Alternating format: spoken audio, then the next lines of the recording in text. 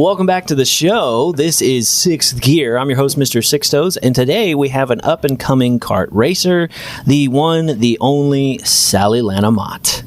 How's it going, Sally? Good. How are you? I'm doing well. It's good to have you on the show. And in this show, we talk about a variety of everything and anything. And today we are going behind the wheel. And by behind the wheel, I don't mean we're looking at the struts and the cams and the gears. I mean, we're looking at the person on the controls. So, Sally, we're going to talk a little bit about you. So let's look at the ignition sequence. How did you get started in racing? So I got started in racing from my dad. He's been racing for about 40 years, and I kind of grew up around it. So when I was about 8 years old, we would go to the track and just drive around for fun. And he was like, well, do you want to race competitively? And I was like, well, I'm scared, right? Being a little 8-year-old girl, I was like, I'm scared. I don't want to race with boys. So I gave it a rest for until I turned 15. Okay. And then my mindset changed, and I was like, you know what? That's actually pretty cool. Like, let's do it. I'm down. Let's race. Yeah. And so we had my first race, and I got punted in the first corner, meaning like I got spun out. Ooh. And I was, this is cool. Like, Dad, let's do this. So you had fun. I had fun. On the ride back, I was like, let's do it. And that's honestly what his dream was. He wanted a kid. He was gonna name me Fast Freddy if I was a boy, because he wanted a racer. Okay. You know. And so that was his dream. He was like, yes, finally, like, she wants to race. And he's like, heck yeah, we're gonna spend all the money to get the best equipment, right, so you can, of course. And so after that, I mean, it just went from there. So for like about 2.5 years, I've been racing competitively. Okay. Straight. And what divisions do you race in? What's your vehicle look like? What kind of equipment?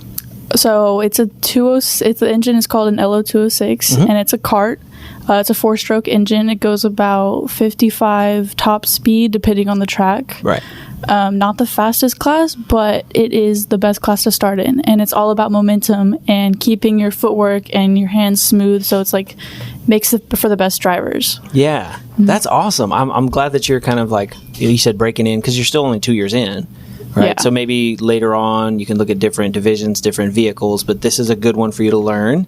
It sounds a lot more safer than like a funny car, an Indy car or something. Of course. Well, no one just jumps straight into Indy car, but that would be the dream. I mean, Indy car is... Oh, okay. All right. Yeah, it's definitely up there. So next time, like 20 years from now, I'll see you on TV. Like, I remember the dream. Hopefully not 20. Hopefully like 2, 3, 4 years. All right. Sooner than that.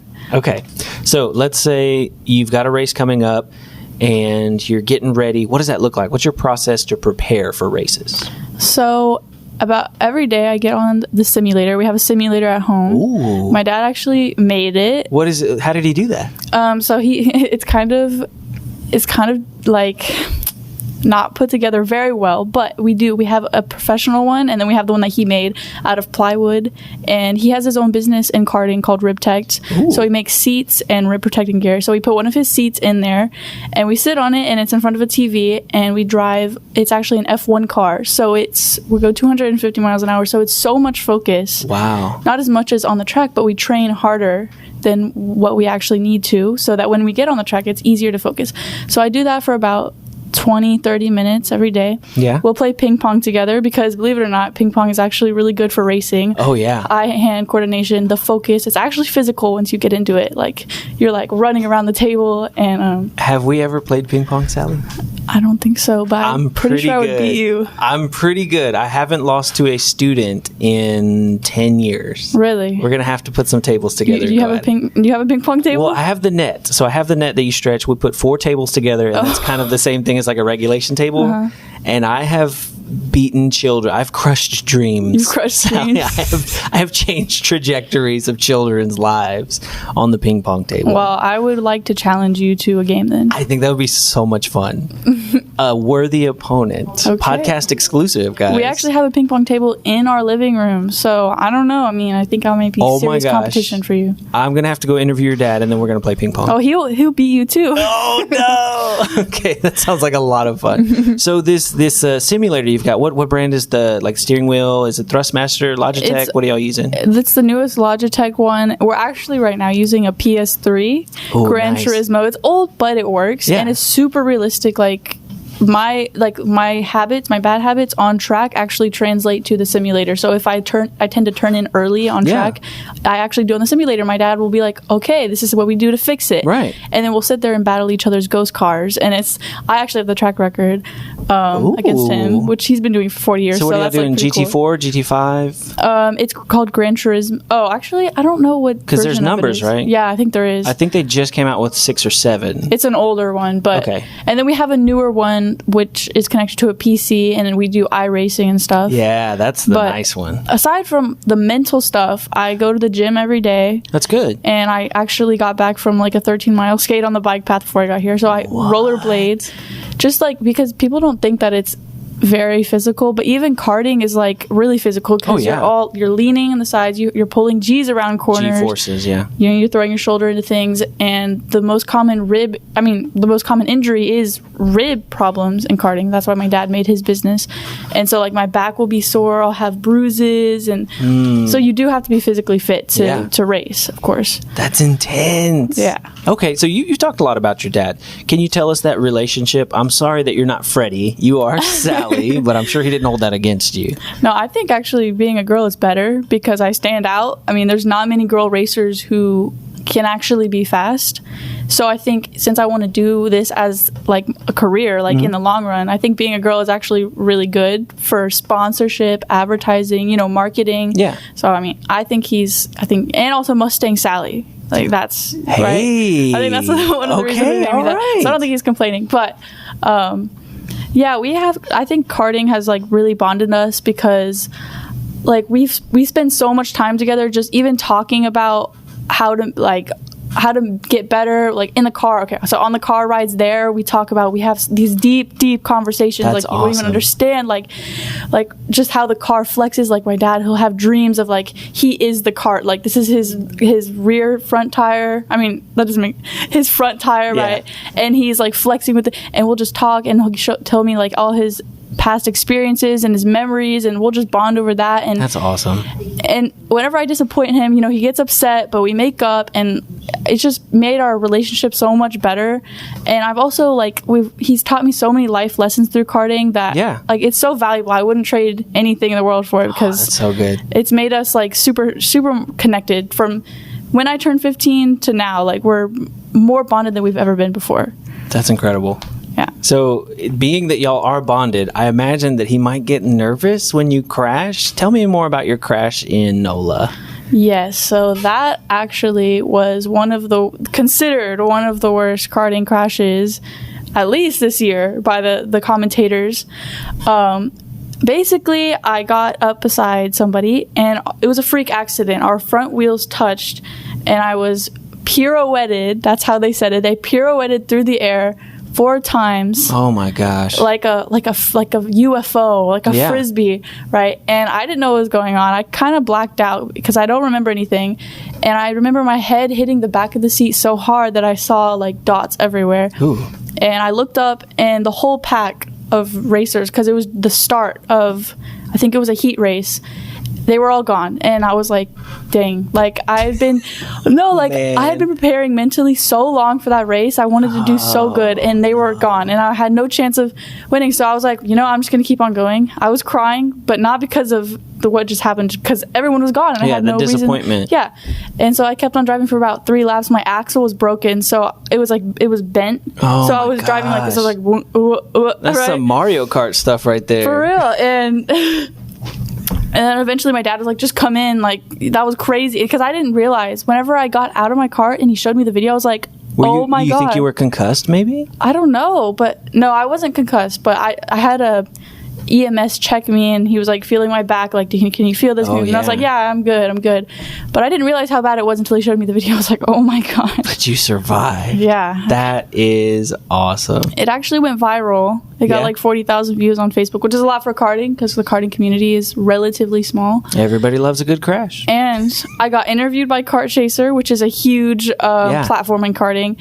And I got sponsorship. I actually became a factory driver for Burrell, the chassis that I was on. They gave me a free cart, a free suit, a free axle. Wow. So it wasn't the worst thing. And that whole weekend, everyone was like checking up on me, and I was like, wow, I feel so like... You're a celebrity. Well, no, but like I felt like cared about. I was like, wow, this is really cool, you know? Well, it sounds like karting is a real fun community to be a part of. It's like a traveling family. That's cool. Do you have like any rivals on the circuit? Like whenever you see them, you're like, oh, my bitter rival. Yes, I've had a few rivals over the past years. You don't have to say their names if you don't want them on the podcast. Yeah, but well, okay, so I feel like most of all, I mean, really all of my competitors are boys. Mm-hmm. So if I'm faster than them, they're kind of, threatened. Yeah, so I don't know. It's hard for me to make friends because they all have their little cliques, and I'm a girl, so it's weird. They're like, that's weird, you know? Yeah. And most of them aren't mature enough to actually, they'll like text me on social media, but in real life, they can't even make eye contact with me, and I'm just like, whatever, you know? Yeah. So well, you're not there for friends. You're there for wins. Yeah. Yeah. Okay. So you've had some success recently. What your most recent race? You came in first, second? I actually finished second. It was a huge regional race against about 20 of the best drivers around Texas, and that's huge for me because this whole season I've had horrible luck getting crashed into, whatnot. Ooh. But this is my home track, and I qualified on pole, meaning first. Wow. Which was like, wow, okay. You know, I was pumped. So I started both of the races in first, and then the main event I started second, and I just drafted along. Like, it was about a 16-lap race, so it was pretty long. Yeah. And you have to stay with the front group or else you'll fall back, because drafting it's huge at that track. Yeah, it cuts down on wind resistance. Exactly. Like 2 carts are faster than 1. Mm-hmm. So I did that, and then I was in third like most of the race.